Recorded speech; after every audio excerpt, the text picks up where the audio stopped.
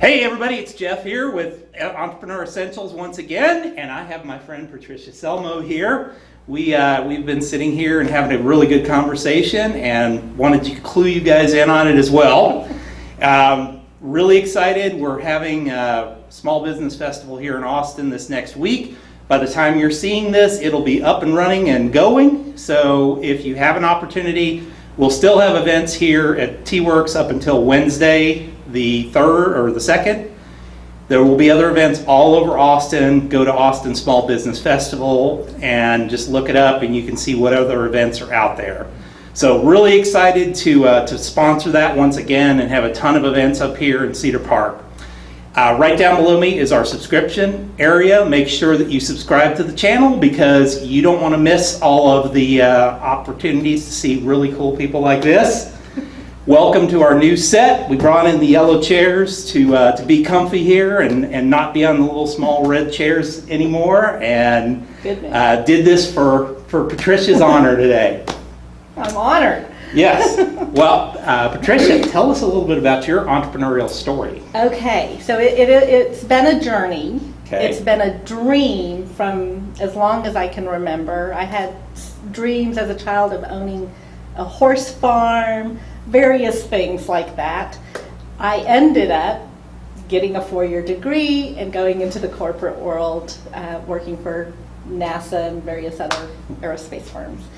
And I stayed in the corporate world for a couple of decades, way too long. But you were an entrepreneur in there. I was in there, and I was doing kind of entrepreneurial things within that environment when I could, as I could. But there was always still this sense of wanting to be the master of my own life and being able to decide my own schedule and who I worked with and where I worked and what that whole thing looked like. And so I tried a variety of things to gain control of my life. I was a massage therapist for 18 years, did it on the side, because in a lot of these ventures I was trying to figure out the business part of it and trying to get things going to where I could quit the job. And there were a few periods in there where I did. So one of my more sticky, I guess, things was I was doing coaching about 10 years ago. I was actually working as a help desk manager at an oil and gas company, and I had by then gotten my master's in psychology because I thought it'd be cool to just I preferred working with... That'd be cool. Why not? I had some spare time. No, it was about the working with people part. But, you know, when you're a psychologist or a counselor, you're usually working with people that have issues or are, like things aren't working for them in their life or, you know, and so... Plus, I was a single mom, and making the switch was proving to be a little bit difficult, so I stuck with my corporate job. But around then, I found out about this thing called coaching, and I was like, what is that? So, cool. Sign me up. So I went and got trained, and I began doing a lot of what I would call purpose coaching, you know, kind of like what's your life purpose. And I think looking back now, I realize that was probably me coaching myself because I was wondering, what is that thing? What's out there? What's out there? What could I do that's my thing?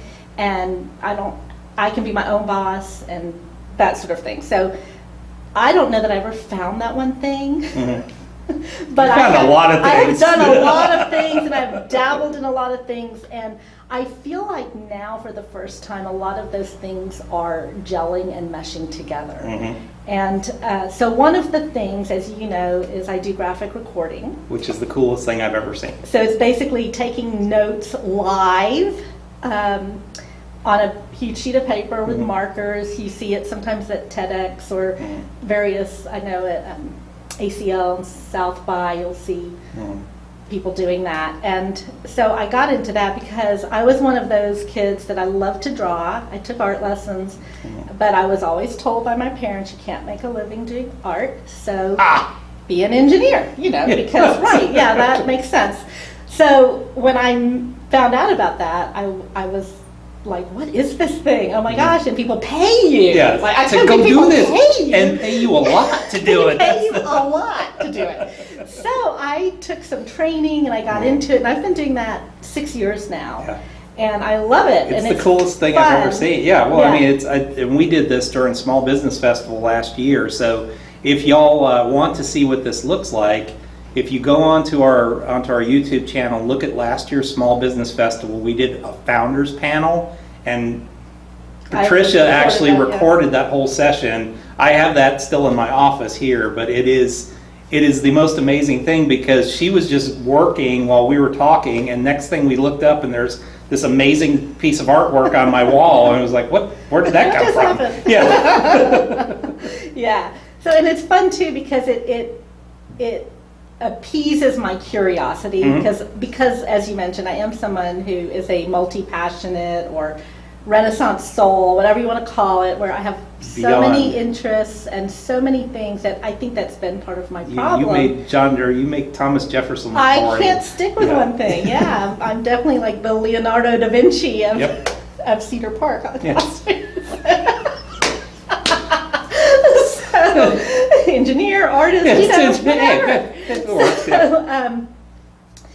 So it allows me to be in meetings and conferences and places where I might not necessarily be, but it's like, oh, that's interesting, and I get to learn stuff along the way.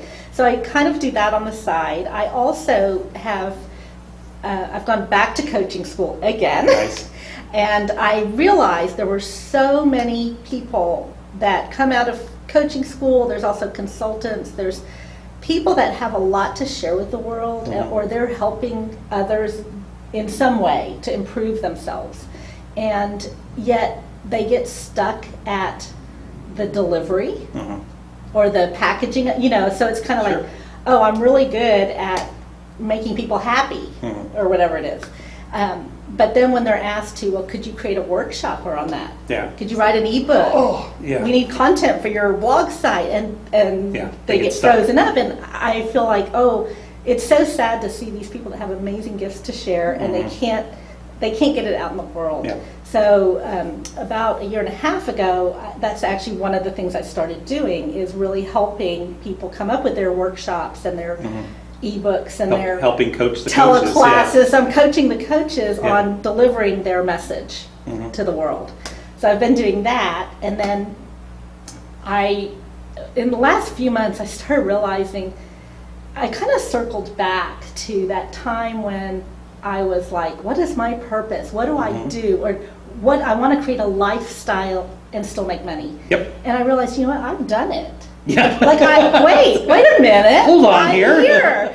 And so now I'm kind of not even morphing. I'm really just kind of maybe adding another income stream where I'm going back to that, helping people make a living doing what they love.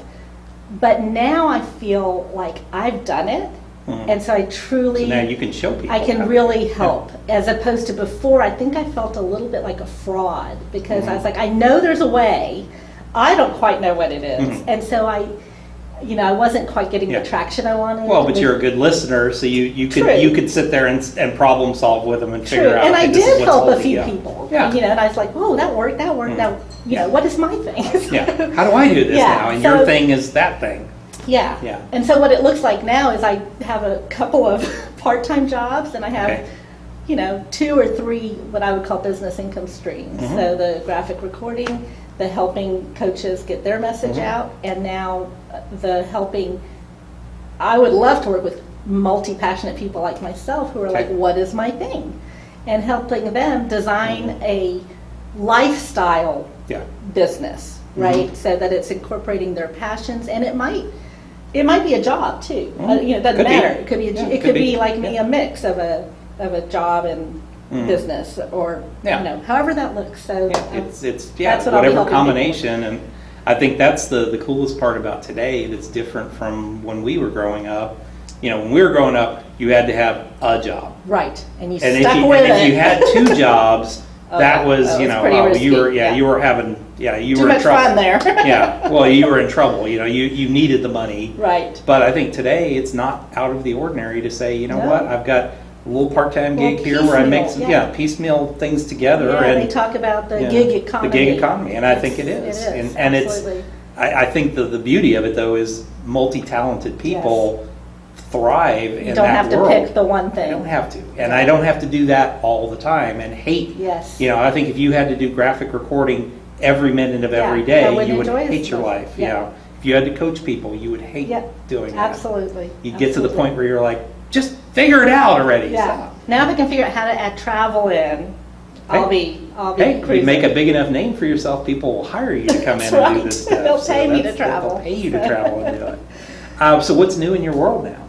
What's new in my world? Well, that kind of is, that piece of it, it's like old news, like retro, because I'm kind of going back to where I was 10, 15 years ago, but now I have a whole different outlook on it, and I really feel like I can kind of marry all the things I do into something that makes sense. Where before I felt like, there's corporate Patricia, and then there's Patricia that, the real Patricia over here, and the two did not go together. And now, even though, yes, I have a part-time job and I have a couple of businesses, they're still under an umbrella that makes sense. Yeah. So let me ask you this, from the standpoint, you've been doing this for 10 years or so. Yeah.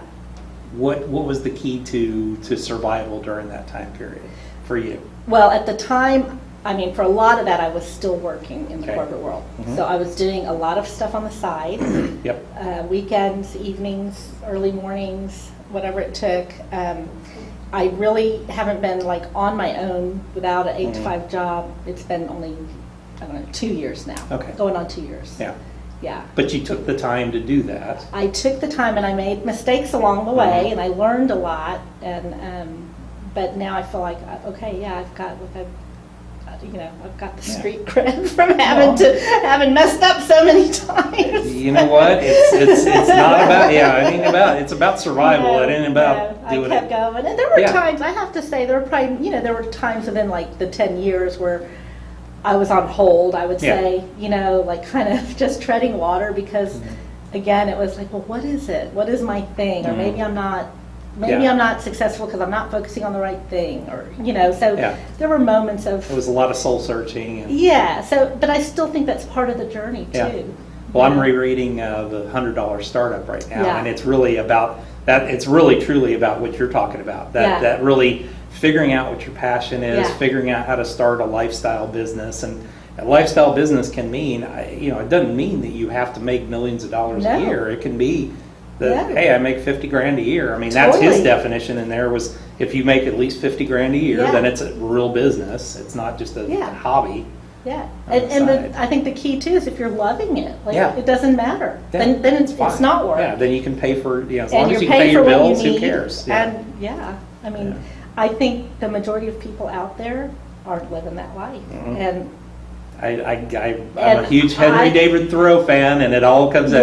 People live lives of quiet desperation. It is so true, and I feel like that's kind of my why, my mission. It doesn't have to be that way. It's taken me 10 years to figure it out, but I don't think it has to take everybody 10 years. I'm the same way. I was 25 years working for corporate America or corporate jobs before I took the risk and became an entrepreneur. And I was literally, for probably a third of that time period, absolutely 100% miserable.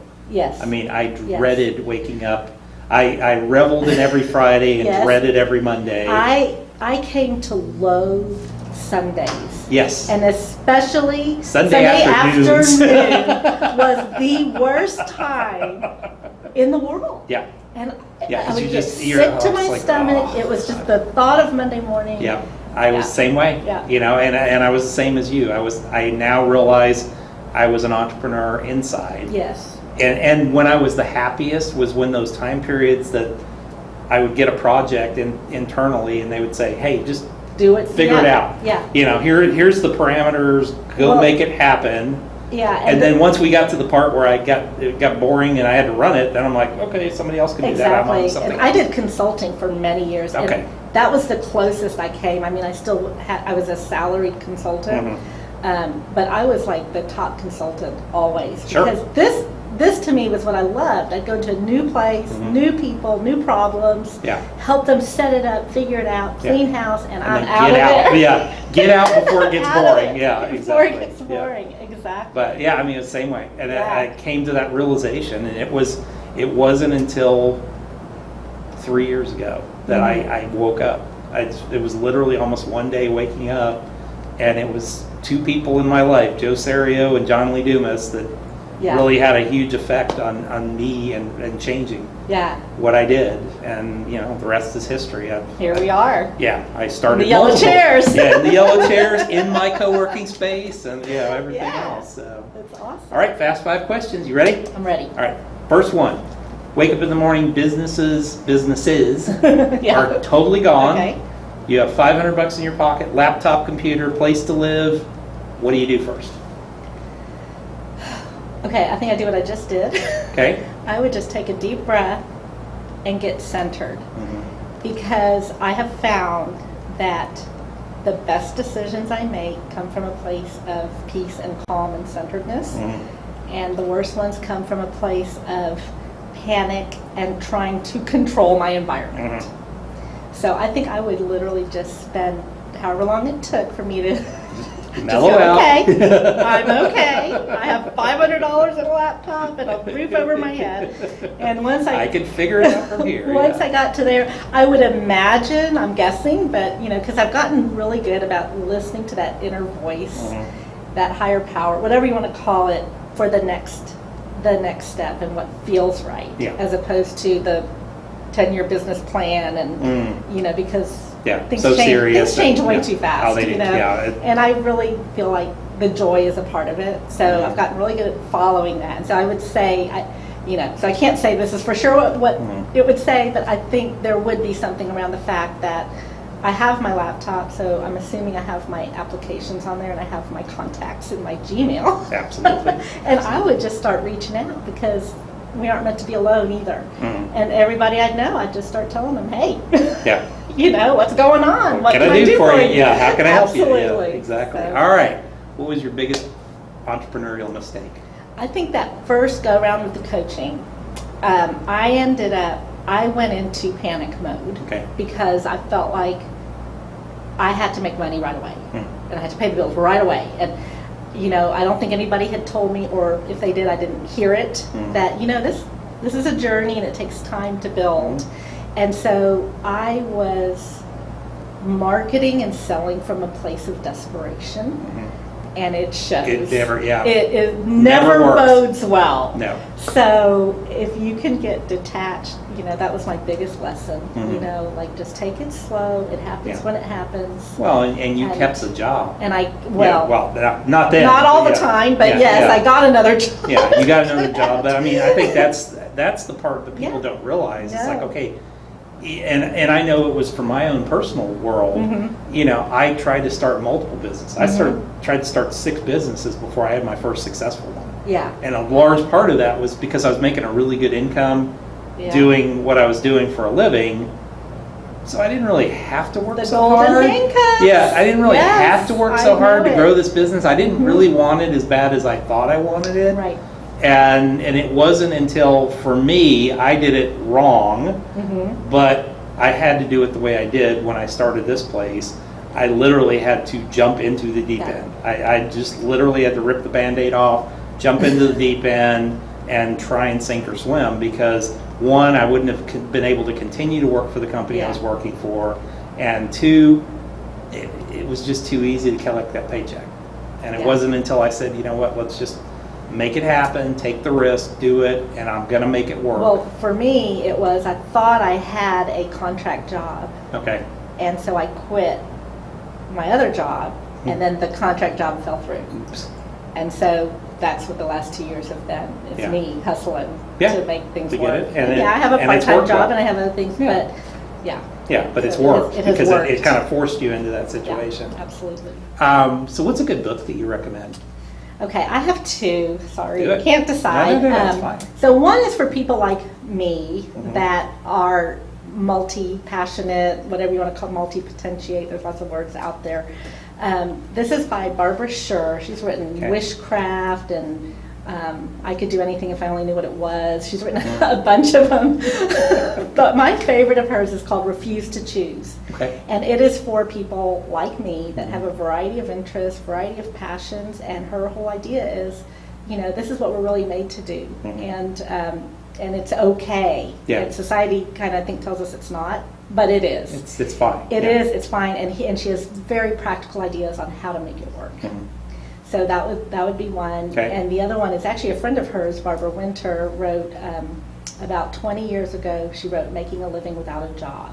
Okay. And that Wow, has that been was kind of my... That was a on the outside. Oh, back yeah, then. back then. Yeah, back it was then. something. Today, that's normal. She has a new edition of it, but Okay. the bulk of it is still the same. Yep. And, it's things like start small. It's, Mhm. Look for things that you're interested in, because that's what's going to carry you through. That's exactly right. Yeah, you're gonna get Don't the look for entre- the money, because if you don't have a passion about it, That's it. when the rough times come, you're going to be back to the cushy job. That's exactly. Yeah. Whatever I gotta do, get me out of That's this. right. That's right. What's a good tool that you use every day in your business? Oh gosh, this is a tough one. I think for me, my calendar, and I Okay. actually, probably. You're kind of old school. I saw am the old calendar there. school. I need the paper. I need the tactile.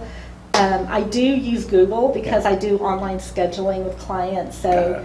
I end up having to transfer and make sure they're matching. But that's the kind of it's by planner pads. It has to be a certain one. Okay. Plannerpads.com, the best one.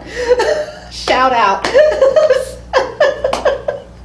And they are not a sponsor of ours. No, I did not get paid to say that. But I've tried so many, the Franklin Covey and the whatnot. The system is just so nice for people that have a ton of stuff to do and need it organized in buckets, Yeah. basically, and it helps you funnel through to what's really important each day. And Nice. so I start with that, and then from there it goes into my Google. So I'd say, yeah, Okay. that's my baby. If it's not in there, it doesn't Yeah. happen. Yeah, that's So- like my phone. If it isn't in there, it doesn't happen. Yeah. So, Yeah.